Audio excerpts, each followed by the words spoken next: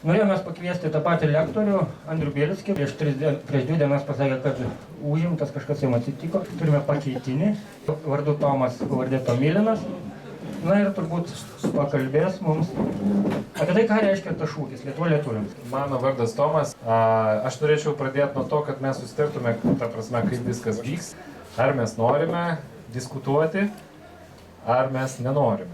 Juliau, labai paprašyčiau padėti man moderuoti. Ne, aš tik stebėtojas šiuo atveju, nieko Jo, tiesiog aš tada susitarkim dėl eigos. Kokią formą mes kalba pranešėjas, tada yra pasisakymai. Jeigu nukryps nuo temos, bus nutraukta. Dėl to ir siūlau nuspręsti. Mes padėsim išlaikyti teisybę. Ne, palauk. Neiksime viską, ką meluosime. Jeigu tai bus, čia jokios paskaitos nebus. Tai dabar aš neku. Tai kalbi ir jeigu tu nukrypsi nuo temos, tada mes tave daisom. Aš dar kartą klausiu.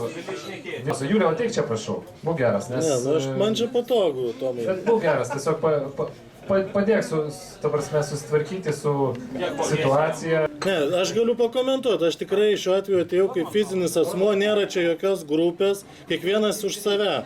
Jeigu mus būtumėt kažkas tai civilizuotai pakvietę, galima būtų tada kaip grupė kalbėti. Aš atsakau už save šiuo atveju. Visi kvietė visus vienodai, Facebook, viskas, čia nebuvo jokių... Nu tai viskas, tai kiekvienas už save atsako, nu aš nesu fiureris ir nevadovauju.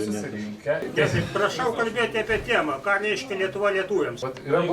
Buvo pasiūlymas, kad... Jeigu nenukrypsama nuo temos, yra skleidžiama ne ta, kas yra nereikalinga, tada tvarko išnekant nors pusę valandą. Taip, tai aš su to nesutinku, kadangi aš... Jūs šnekėsit ne į temą, reiškia. Tai jeigu jūs nenorit kalbėti, gal mes klausimus galim uždavinėti? Ne.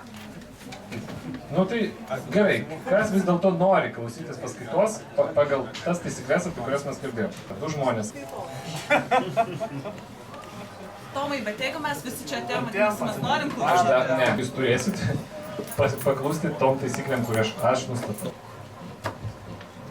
Noriu pasakyti, kad tai apskritai precedento neturintis įvykis. Mes veltui susirinkome iš tikro. Geras oratorius publikos nebijo. Jūs turit visi pakelti daugumą jūsų rankas, kad sutinkate. Fetišas rankom, ar kas?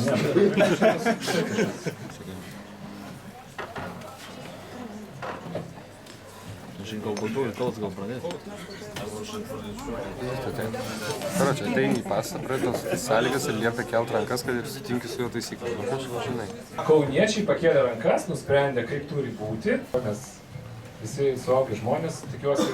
Aš dabar laukiu, kada tu pradėsi kalbėti, noriu išgirsti tavo argumentus, bet jų nėra. Man absoliučiai neįdomu, ką jūs asmeniškai darysit. Aš neatėjau su jumis kalbėti ir man visiškai nusidomu.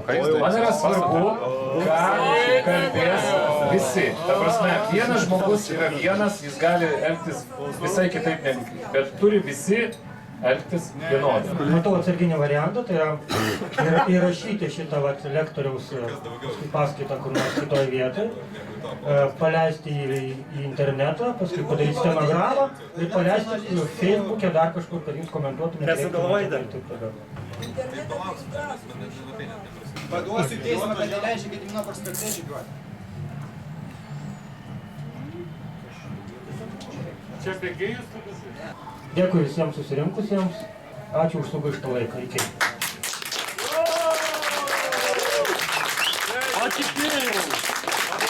Prisidėsi prie šito žmogaus. Patrioti.lt. Tolerastui nevedė paskaitos.